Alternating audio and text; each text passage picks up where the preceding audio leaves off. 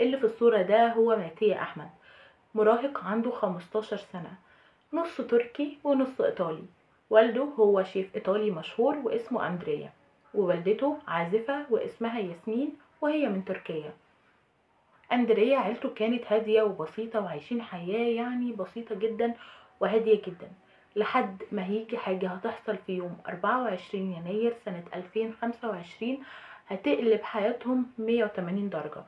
وماتيا بشهادة كل الناس اللي حواليه ان هو محترم جدا ومهذب، وكل الناس قالت عليه ان هو شخص هادي جدا. يوم 24 يناير قرر ماتيا ان هو ينزل لأحد الأسواق الشعبية في اسطنبول علشان يشتري حاجات او ادوات للتزلج.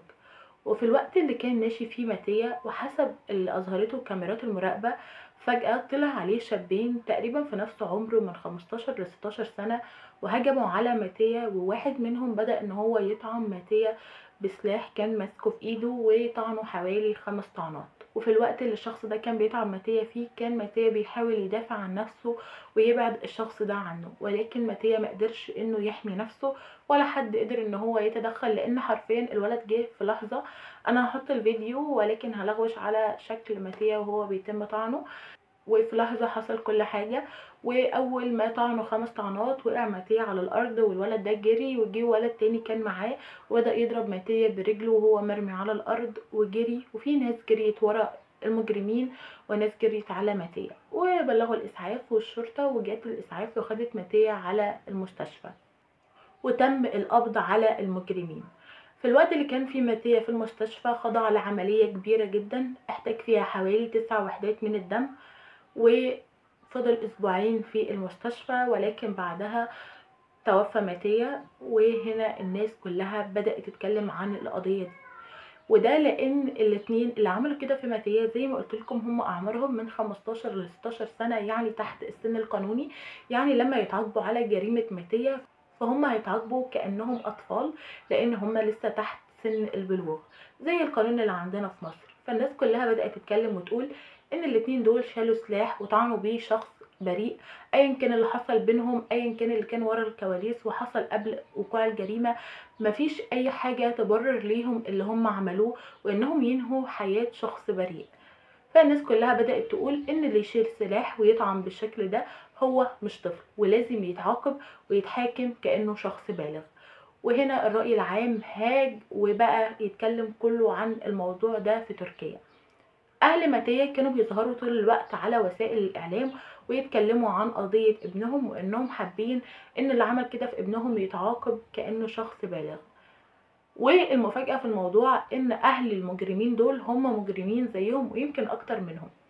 في تركيا منتشر جدا العصابات والمافيا والاجواء دي، لو بتتفرجوا على اي مسلسل تركي اكيد هيصادفكم فيه ان كان في المسلسل ده مثلا عصابة او مجموعة من المجرمين. فاهل الولاد دول اهل المجرمين هم برضو مجرمين زيهم، فبدأوا ان هم يهددوا اهل ماتيا ان هم بيبدأوا يهيجوا عليهم الرأي العام ويهيجوا الرأي العام على اولادهم، وكده اولادهم ممكن يتعاقبوا كأنهم اشخاص بالغين، وهم طبعا مش حابين حاجة زي كده تحصل.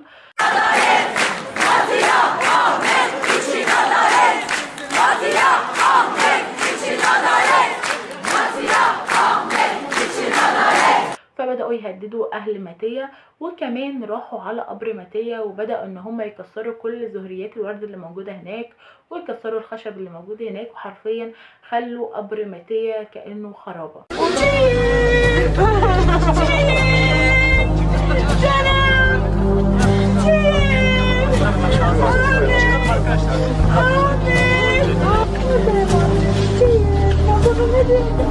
والناس كلها رجعت تتكلم عن الموضوع ده بسبب اللي عملوه في قبر ماتيا. لو شفت اي فيديو لوالدة ماتيا هي هتصعب عليك جدا، هتحس ان هي بتعاني قوي، خصوصا لما بتتكلم عن وقت ما كان ماتيا في المستشفى، او وقت مثلا لما ماتيا وقع على الارض بعد الجريمة، واحدة ست راحت له وكانت واقفه جنبه، فهي كانت حاسه ان ماتيا بنت، كانت مفكره ان ماتيا بنت مش ولد بسبب ما شاء الله جمال ماتيا.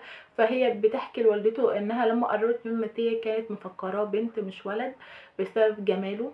ماتيا كان شخص محترم جدا، اكيد ما عملش الجرم اللي يخليهم يعتدوا عليه ويقتلوه بالشكل ده. حتى لو كان عمل ايه ملهمش الحق ان هم ينهوا حياته من غير اي رحمة وبمنتهى الوحشية.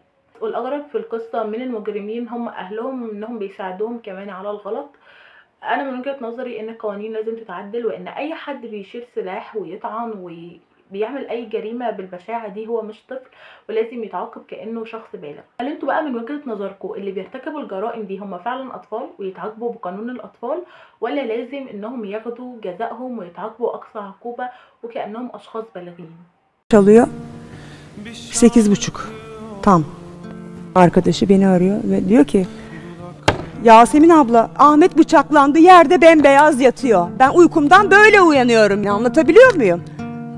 Nasıl yani dedim. Nasıl yani? Ve ben zor zamanları gördüm. Seni hiç... Yani diyorum ya, şu an biz niye buradayız? Niye? Yani neyi konuşuyoruz? Ben buradayım, yani ben buradayım ama ben burada değilim.